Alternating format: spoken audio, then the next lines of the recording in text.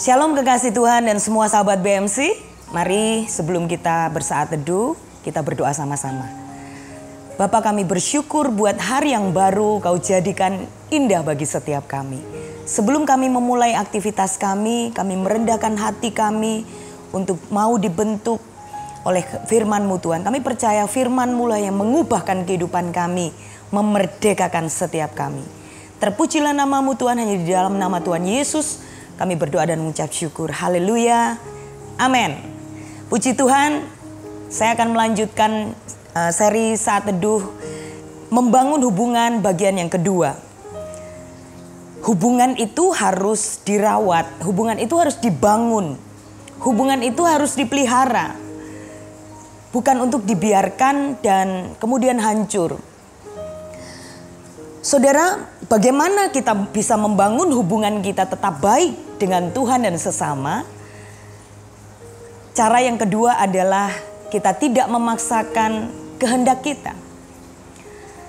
Kalau yang pertama, kemarin kita sudah bahas bagaimana cara membangun hubungan. Seperti yang Yesus lakukan, yaitu bergaul karib. Dan yang kedua adalah kita masuk di dalam poin yang kedua, kita tidak memaksakan kehendak kita. Perhatikan yang diajarkan Yakobus di dalam Yakobus 4 ayat yang ketiga. Demikian firman Tuhan. Atau kamu berdoa juga, tetapi kamu tidak menerima apa-apa karena kamu salah berdoa. Sebab yang kamu minta itu hendak kamu habiskan untuk memuaskan hawa nafsumu. Waktu kita berdoa pun kita nggak menerima apa-apa dikatakan firman Tuhan. Karena mungkin hanya untuk memuaskan keinginan kita atau kehendak kita sendiri. Dan Yesus memberikan contoh atau teladan bagi kita yang luar biasa. Waktu Yesus di Taman Getsemani, dia menghadapi cawan kematian.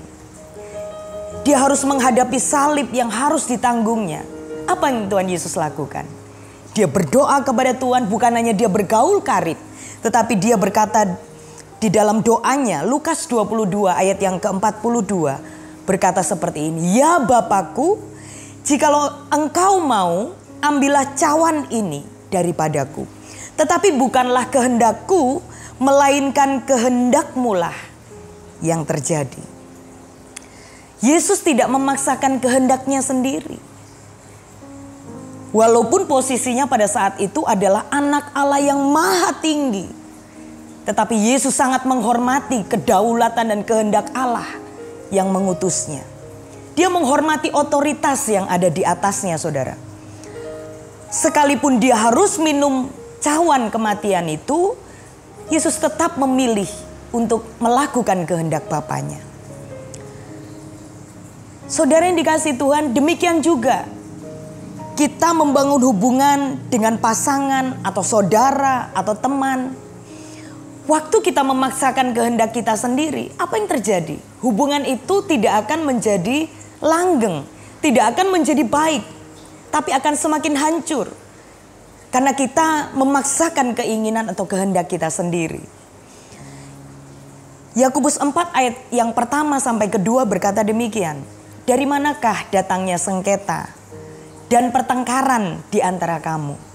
Bukankah datangnya dari hawa nafsumu yang saling berjuang di dalam tubuhmu? Kamu mengingini sesuatu, tetapi kamu tidak memperolehnya. Lalu kamu membunuh. Kamu iri hati, tetapi kamu tidak mencapai tujuanmu. Lalu kamu bertengkar dan kamu berkelahi. Kamu tidak memperoleh apa-apa karena kamu tidak berdoa. Hati-hati dengan keinginan atau kehendak. Bolehkah kita punya keinginan? Bolehkah kita punya kehendak, saudara? Sangat boleh. Tetapi jika kita tidak memaksakan keinginan atau kehendak kita. Sering kali terjadi persengketaan, perselisihan, pertengkaran. Karena keinginan seseorang yang tidak tercapai tujuannya. Maka terjadilah iri hati dan sebagainya. Akhirnya hubungan manusia dengan manusia yang lain tidak baik. Apalagi ketika kita memaksakan keinginan kita kepada Allah. Tuhan Yesus sendiri ajarkan setiap kita seringkali berdoa Bapa kami. Doa yang paling sempurna yang diajarkan Tuhan bagi kita. Di Matius 6 ayat yang ke-10 dikatakan, datanglah kerajaanmu, jadilah kehendakmu apa? Di bumi seperti di sorga. Ketika kita berdoa kepada Tuhan, kita sedang menyerahkan kehendak kita kepada kendali Allah, kepada kehendak Allah. Artinya bahwa kita tidak memaksakan doa kita kepada Tuhan. Waktu kehendak kita atau keinginan kita tidak tercapai, kita tidak akan menjadi kecewa. Tetapi hubungan kita dengan Tuhan semakin baik karena kita menyerahkan kehendak kita kepada kehendak Tuhan. Yusuf, seorang yang contoh di dalam Alkitab yang luar biasa. Dia tidak memaksakan kehendaknya, tetapi ketika apa yang dialami tidak sesuai dengan kehendaknya, apa yang terjadi? Yusuf tetap melakukan kebenaran, Dan pada satu saat dia berjumpa kembali dengan saudara-saudaranya. Dia berkata, aku mengalami semua ini untuk satu tujuan. Supaya saudara-saudaraku dipulihkan, negeri ini diselamatkan dari kelaparan. Ada tujuan Allah yang baik bagi kita ketika kita mau menyerahkan keinginan atau kehendak kita di bawah kendali dan kehendak Tuhan. Diberkatilah setiap kita yang mendengar dan mau melakukan di dalam kehidupan kita sehari-hari. Mari kita berdoa. Bapa, kami sangat mengucap syukur buat firman yang sudah kami dengar hari ini. Kami rindu membangun hubungan yang baik Tuhan. Bukan hanya dengan Engkau tetapi dengan sesama kami.